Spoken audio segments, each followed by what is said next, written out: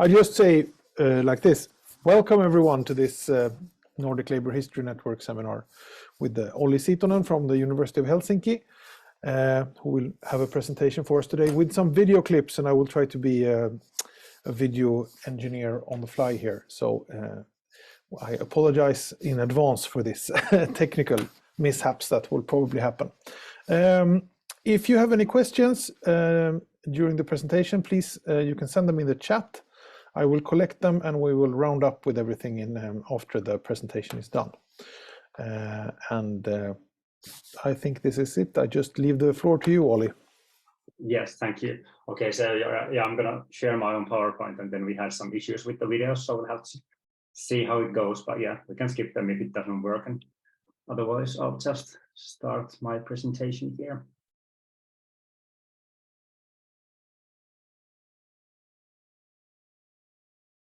So yeah, good afternoon, and well, of course, first of all, thanks for the invitation. It's really nice to be here. So I'm Olli Siitonen, and I'm a PhD student in history at the University of Helsinki in Finland, and I study wartime killing experiences, or how American soldiers talk about killing in the Vietnam War. First, I'd like to show you a short video clip from Stanley Kubrick's Full Metal Jacket. In this scene, our protagonist Joker is traveling to Hue during the offensive of 1968 and has a conversation with the door gunner of a helicopter. And I'd like to ask you to look for the different ways the door gunner rationalizes killing Vietnamese. So yeah, this would be the time for the first YouTube clip.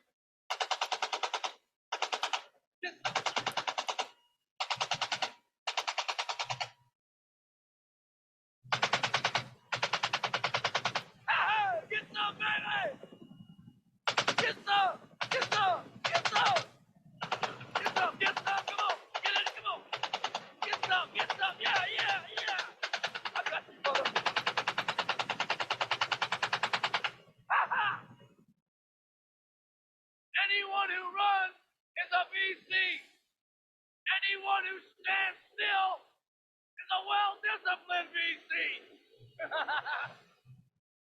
You guys ought to do a story about me sometime.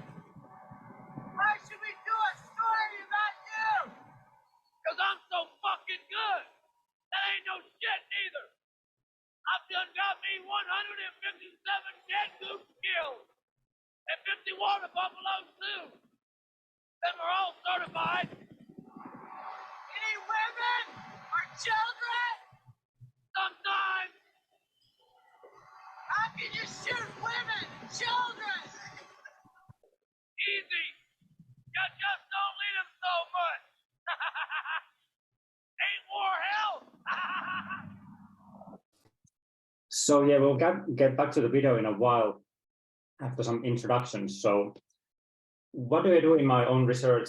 I use theories of social psychology to analyze the narratives, the letters, interviews, diaries, and memoirs of Americans who fought in the Vietnam War. The context of war is essential to my research because killing is not a crime during wartime, but something that soldiers are supposed to do. And I've chosen the Vietnam War because Vietnam vets have shared their experiences rather openly. Well, I use theories from social psychology because these help to explain the narratives. And basically, they help to explain the different rationalizations that soldiers give to violence. So my goal here is to map out different explanations that perpetrators give to violence. In a sense, I'm contextualizing narratives of wartime violence and analyzing them through theories of social psychology. And the idea is to understand how soldiers explain their personal violence. So today I'm going to talk about moral injury and American experiences of violence. I'll start with a brief history of the Vietnam War and the background of my PhD research and move towards my theoretical framework and analysis of some examples. I'll be focusing on the American military practices or the ways how Americans fought in Vietnam, as this created guidelines for the personal action of the soldiers and also provided context for their personal narratives. I'm going to talk about sources that I've been able to find from Vietnam archives at Texas Tech University and the Veterans History Project at the Library of Congress, where in both these places, basically, I visited this year during my Fulbright year, United States. And I'll attempt to create a link between my work in history and psychological research of military veterans and moral injury. So what is moral injury? That concept comes from Jonathan Shea, who defined it in 1990s as betrayal of what is right by someone holding legitimate authority in a high-stakes situation. So it was originally about hierarchies and leadership. It links to post-traumatic stress that was invented after the Vietnam War as diagnosis to traumatized military veterans. The difference between post-traumatic stress treatment is that basically it covers fears and something that happened to soldiers during war, whereas people who are suffering from moral injury are suffering from something that they did themselves. So in the 2000s, the concept has been broadened to cover doing, witnessing, or failing to prevent acts or events that transgress one's deeply held moral beliefs and expectations. So in a sense, we're talking about inner conflict between our personal acts and moral convictions, or doing something that we can't live with afterwards. Next, I want to say a few words about the Vietnam War. So Vietnam was divided in 1954 when France was forced to leave after losing to Ho Chi Minh's Vietnamese forces. It's important to remember here that the ground war was fought mainly in South Vietnam, in the green part of the map. So Americans were destroying villages and killing civilians that they were supposed to protect and save. The opposing forces in the conflict were the National Liberation Front, or the Viet Cong, VC, who were backed up by Ho Chi Minh's North Vietnam, here purple on the map. And on the other side, the United States was backing up South Vietnam, or the Republic of Vietnam. Well, the United States took more responsibility of the fighting throughout the conflict, peaking in 1968 with over 500,000 Americans in Vietnam, and they left in 1973 after the Paris Peace Accords. And while the United States went to Vietnam to contain international communism, according to the domino theory that dictated how the fall of one nation could trigger an effect that would turn the whole region communist. We are going to talk about how the United States fought in Vietnam as it affected how Americans affected how Americans acted on the battlefield, and also how they explained their violent actions afterwards. But first, we'll look at the historical background of my research. So there's a division in the historical research of wartime killing, and this is in terms if it's considered to be easy or hard. One side states that killing is hard and only few soldiers actually fire their guns. This dates back all the way to Samuel Marshall's famous or infamous World War II studies that also helped to change the military training in the United States before the Vietnam War. The other faction, however, sees killing as daily work of the soldiers and states how they may even learn to enjoy it. This is, of course, in line with Hannah Arendt's famous notion of the banality of evil, and also supported by social psychological experiments. My own research will land somewhere in the middle. So I believe that instead of this black and white division, we're dealing with a complex phenomenon that needs both sides. Neither side is right by themselves, and the answer can be found somewhere in the middle. Actually, I don't believe that this question of easy or hard can be answered from the basis of my sources, which is why I'm concentrating on the narratives of the soldiers. So I'd like to propose that our identities can be understood in the form of a life story that consists of individual experiences and events. In this sense, we are the stories that we tell. According to my hypothesis, soldiers create their own moral code on the battlefield to evaluate their actions and use distinctive explanations to deal with violence. This is done in order to create distance and also to fit their wartime experiences into their wider life stories after the war. So soldiers use a variety of rationalizations to explain violence, and today we're going to look at some examples. But first, I'd like to say a few words about the theoretical background of my research. Social psychologist Albert Bandura's theory of moral disengagement that states how individuals can turn off their moral judgment while they're acting aggressively. Basically, it explains how people may act immorally and still feel good about themselves afterwards, also solving the inner conflict or dilemma behind moral injury described earlier. So, or the dilemma between what we've done and what we believe in, or what we've done and how we see ourselves and how we see the world. So how does it work? In the middle, we have different phases of violence or different points of moral agency. We have the violent act, its effects, and the victim. And in the upper and lower parts, we have the figure of the figure. We have various methods that can be used to redefine these. So in the number 1 box up there, we have moral justifications, for example, self-defense. So I can say that it was either them or me. They were coming right at me. And I was only trying to protect myself. People may also use euphemisms where instead of killing, they waste, they cap, or they get rid of someone. In the number 2 box, we have the displacement and diffusion of responsibility that can happen in a military hierarchy or among members of a group. So individuals act different as part of a group. I can state that we as a group did something, or I can say that I was only following orders, which is of course something that soldiers are supposed to do. In the number 4 box, we have dehumanization of the victim. This can be done in racist, derogatory terms, or victims may also be collectivized as enemies, communists, or terrorists. Victims can also be blamed for the violence inflicted upon them by saying they were not supposed to be there, they weren't listening, they were dumb, and in this sense, they deserve to die.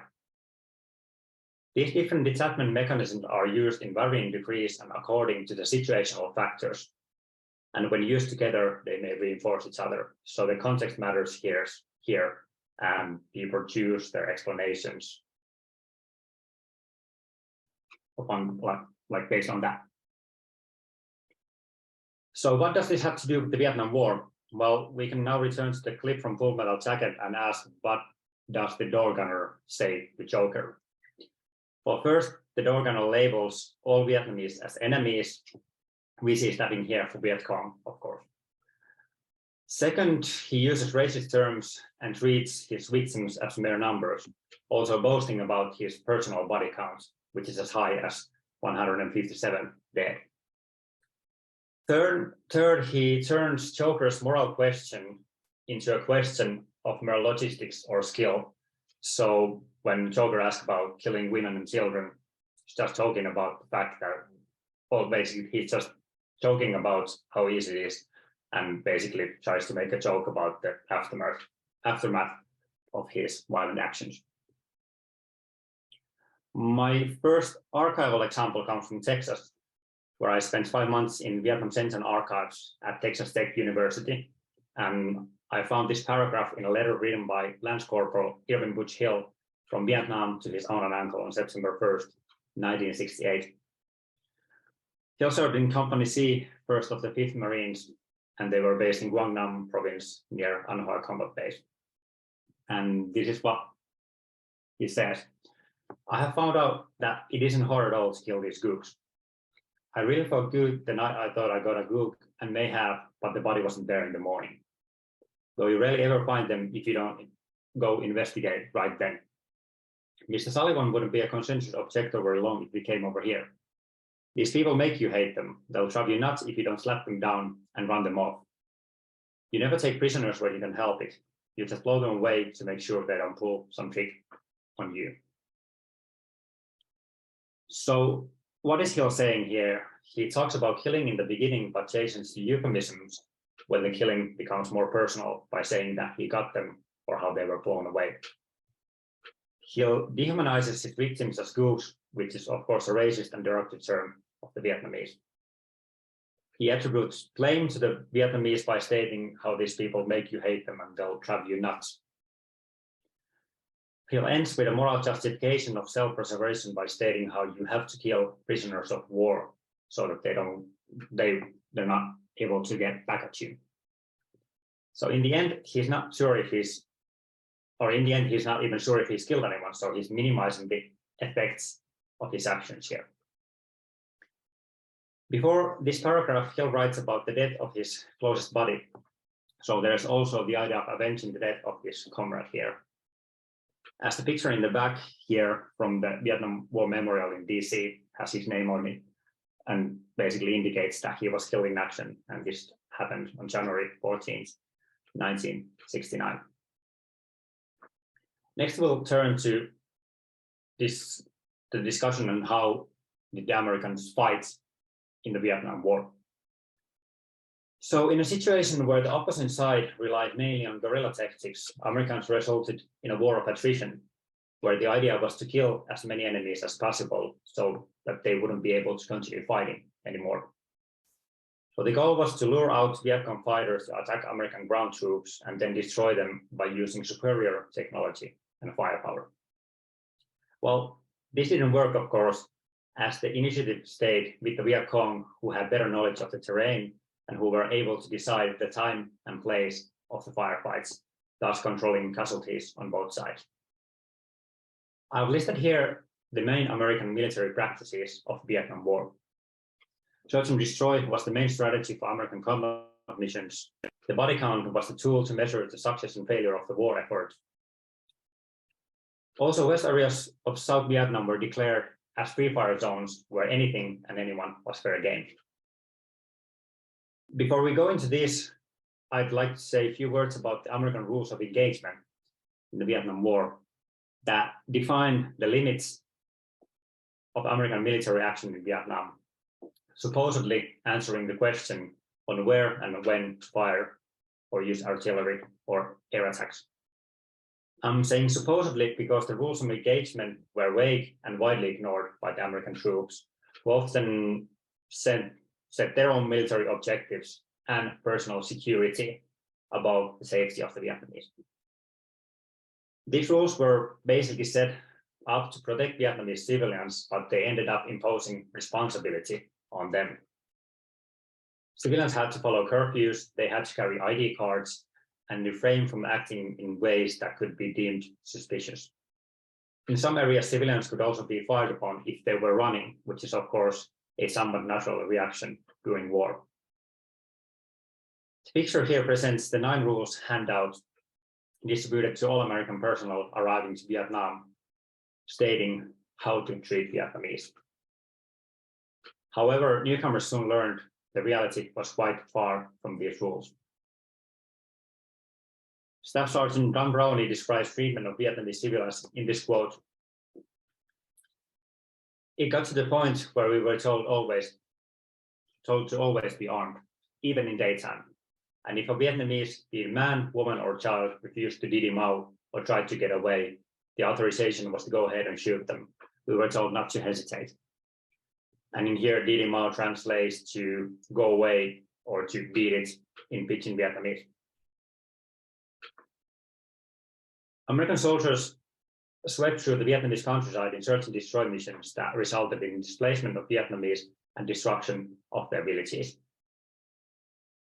Vietnamese were relocated to refugee camps where the living conditions were often close to concentration camps. These areas were cleared in order to deny enemy forces from shelter and resources offered by the villages. And the message given to the civilians was that you can either live in the government camps or die in your home villages. At times, American ground troops were used as baits to lure out enemy forces from hiding. So soldiers were flown in by helicopter to draw fire from guerrillas, and after this, Americans called in fighter bombers and artillery to kill the enemy.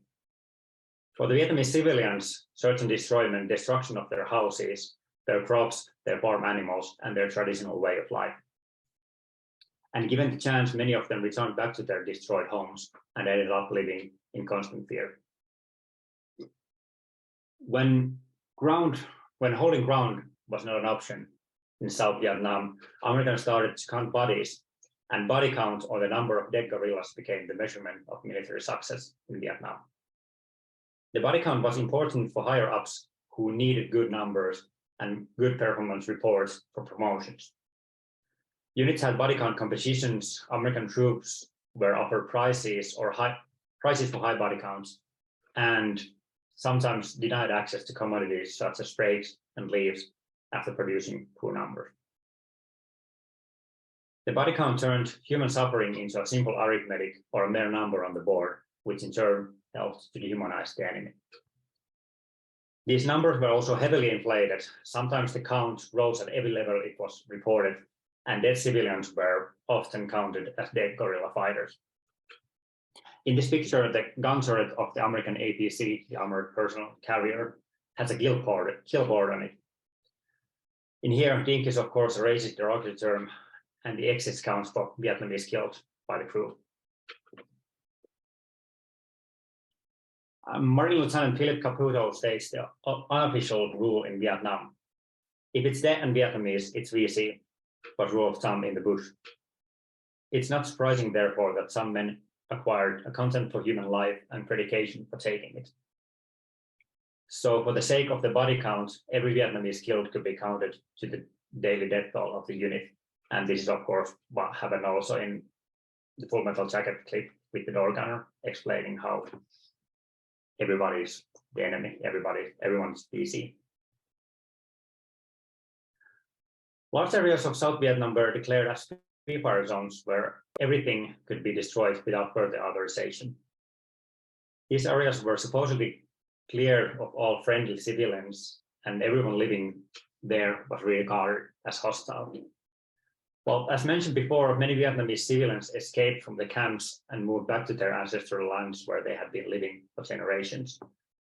But in the American military logic, these civilians were now regarded as people who are voluntarily living under enemy influence and thus giving up their rights to protection from American firepower. Some units operating in these areas were even told to kill anything that moves, which gave American troops a universal absolution to kill. These areas were bombed indiscriminately, and airplanes and helicopters could dump their excess ammunition there before heading home from missions. Abel Aleman talks about search and destroy mission in a free fire zone, telling, I mean, there's not supposed to be anything, not even a dog or a buffalo or anything supposed to be in the area. We went to this one village, and this old man was there, and he was pleading with a lieutenant, and he told me to shoot him. Here I was 26 years old, and the lieutenant told me to shoot him. What? I'm not going to shoot the poor old man. But I just walked off, so the next thing I knew, I heard a shot. So the old man was obviously killed by someone else. These practices created their own rules of engagement and offered justification to violent actions. And they were also strongly linked to orders from superiors with notions about free fire zones and the importance of getting higher body counts mentioned often.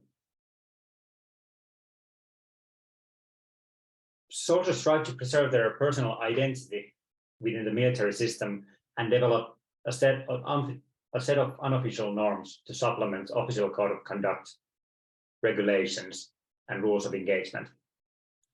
According to Finnish sociologist Knut Pipping, who studied their own infantry company during the Continuation War, evaluations of battlefield actions are based on an economic principle or the calculations of the cost and benefits they bring to the inner group.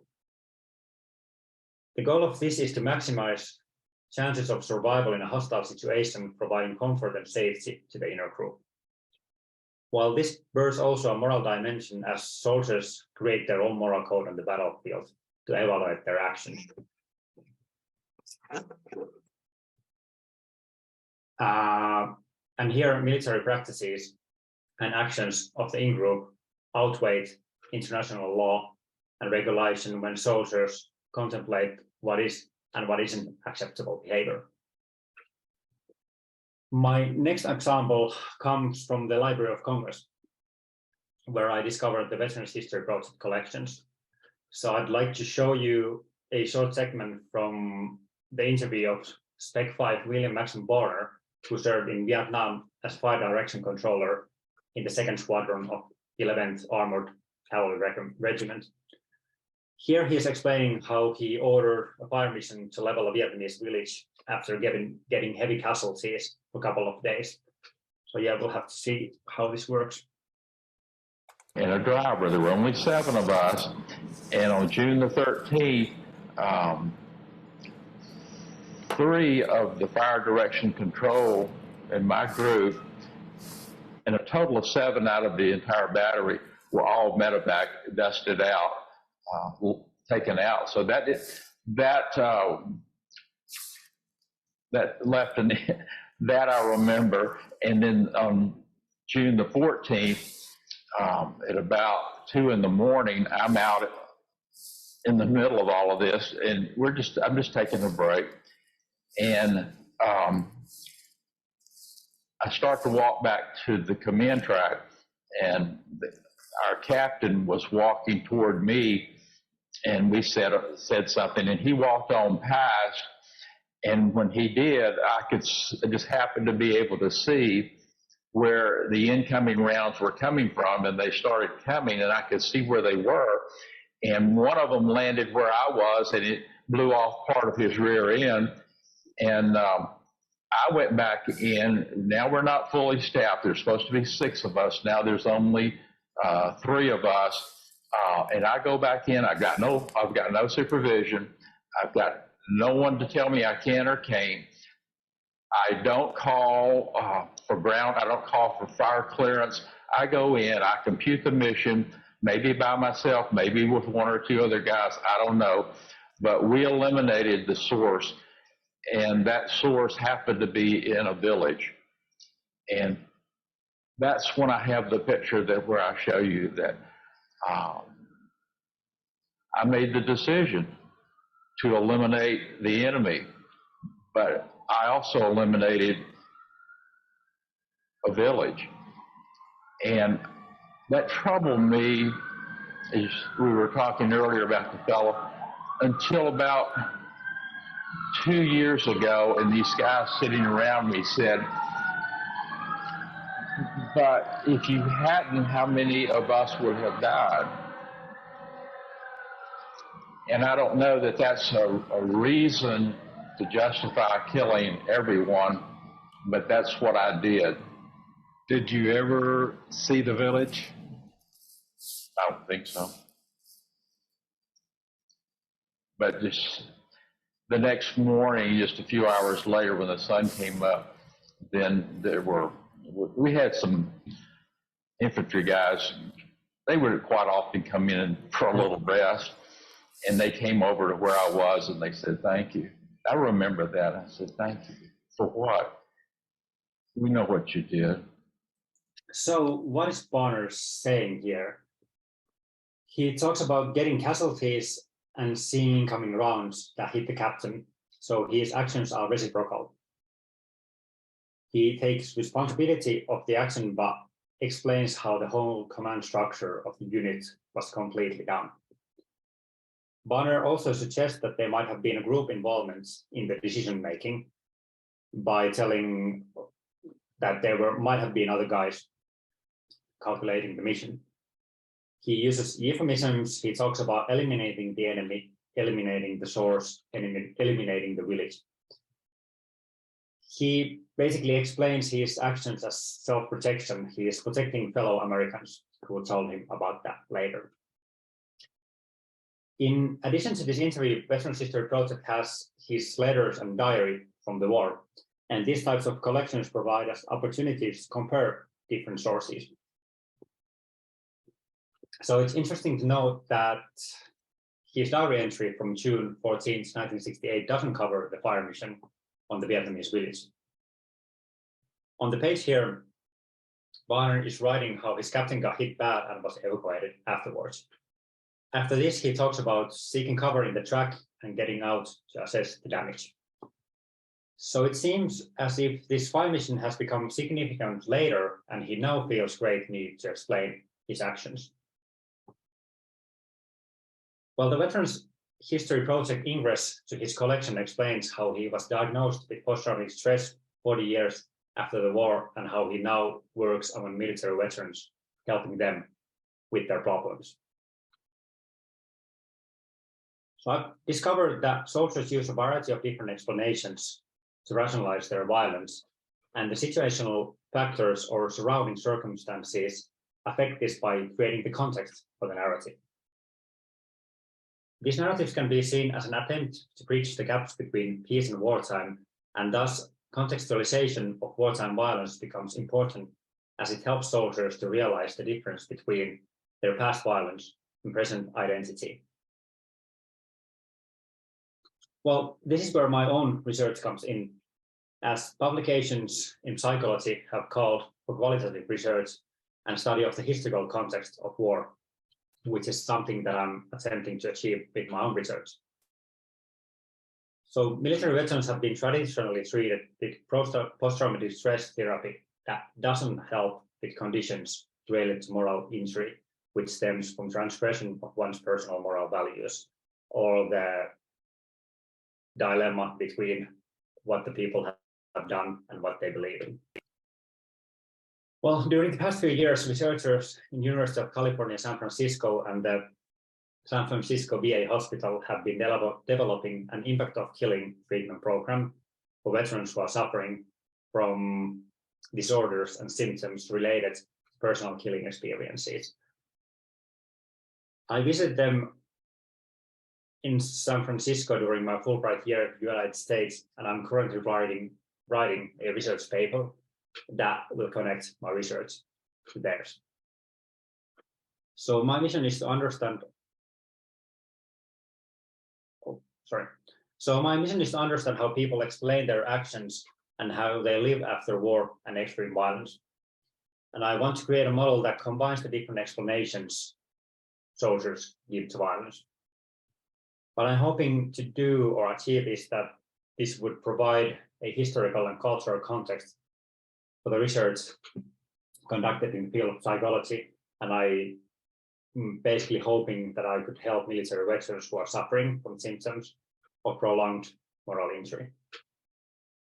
Thanks.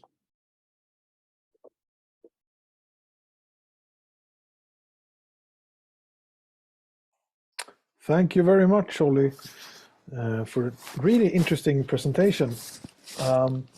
I was wondering if anyone has any questions.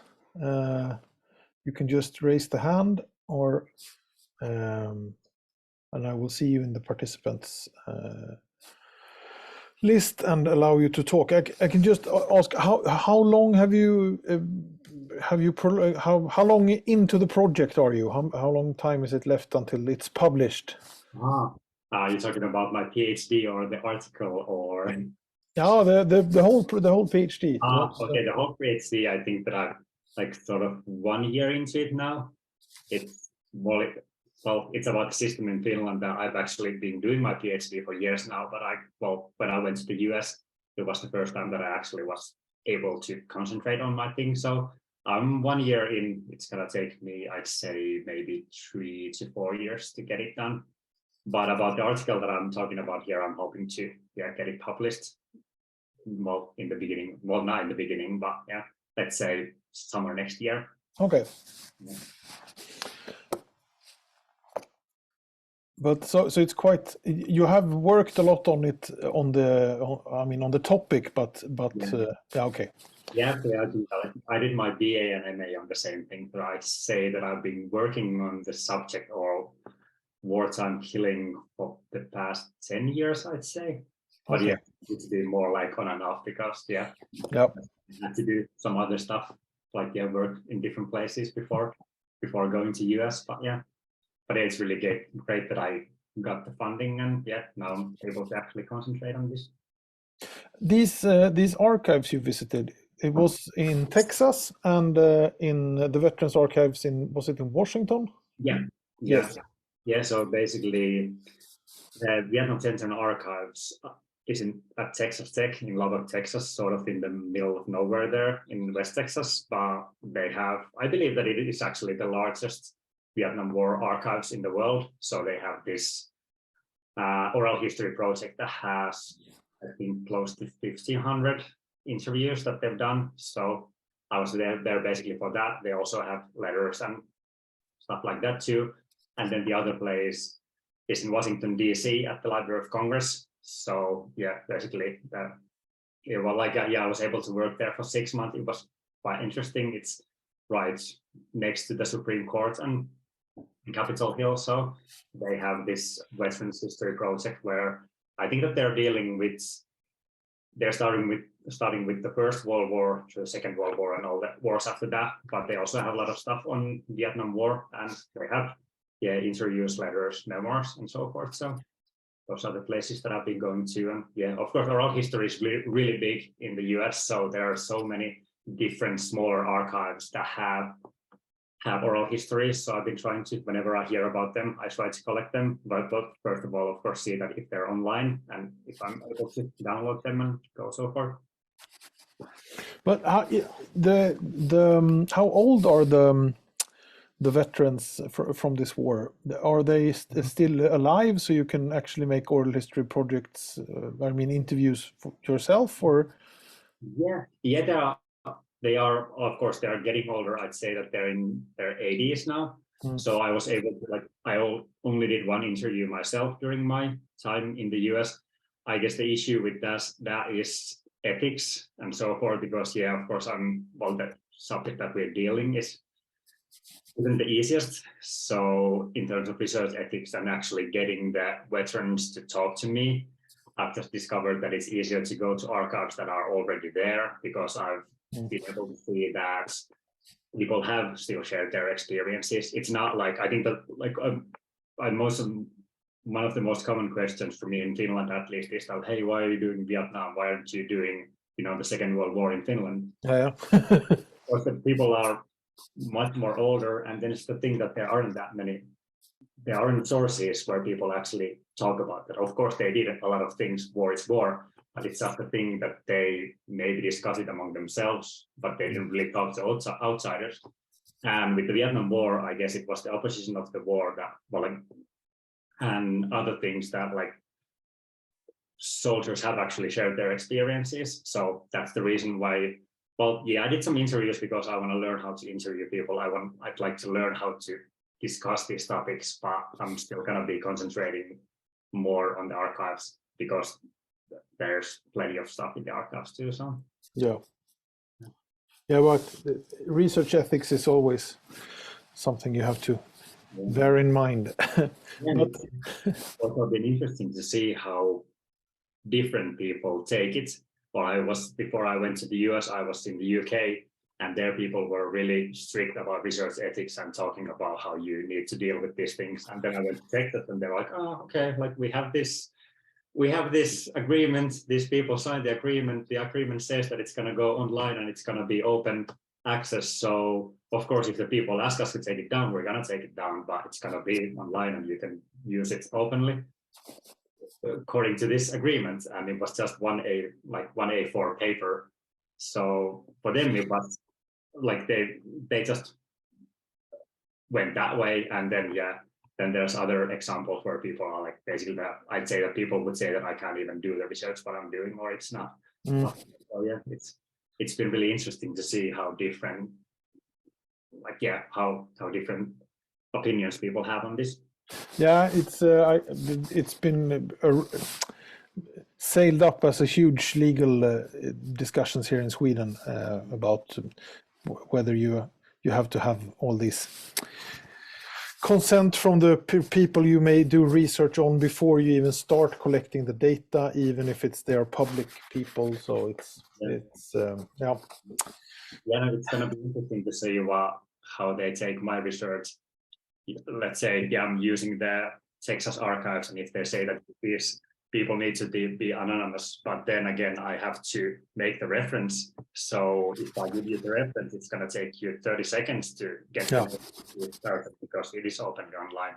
But it's going to be interesting to see how that goes. I think it's the best way to look at it, that it's an interesting research dilemma, and not be too afraid about it, and just see where it takes us. One thing that I'm trying to do is, or like the reason that we've been doing with dealing with the digital material is the idea that we're trying to create this sort of database that has all the, well, like we downloaded all the interviews at the Texas archives that they have online, or like the transcribes that they have online, which is, I think it's close to 700 now. So we're trying to create this database that has all the interviews, and so that you could do searches and you could write code and you could try to find things out of there so that you don't have to read through all of them.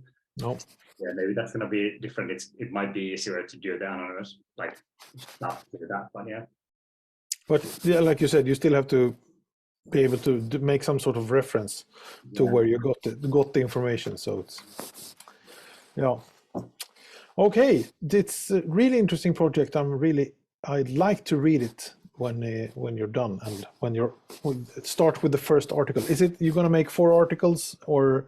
I think at the moment I'm still saying that I would do a monograph, and then the article is just something to do. But I'd say that it might depend like how it goes, because I think that it's still in Finland. Everybody's saying that if you do history, you have to have a book, or that's the thing that you have to have. And then I think that, yeah, in different fields, it is more about, okay, the articles are fine. And I think that in the US, they just want you to be done with it so that you can start doing other things. So I'm still kind of in the process of deciding, but yeah, at least I'm going to have the one article, and then maybe see after that, it's just going to be easier to do that 4 or 3 articles and then do that. Yeah. Taking that away. Yeah.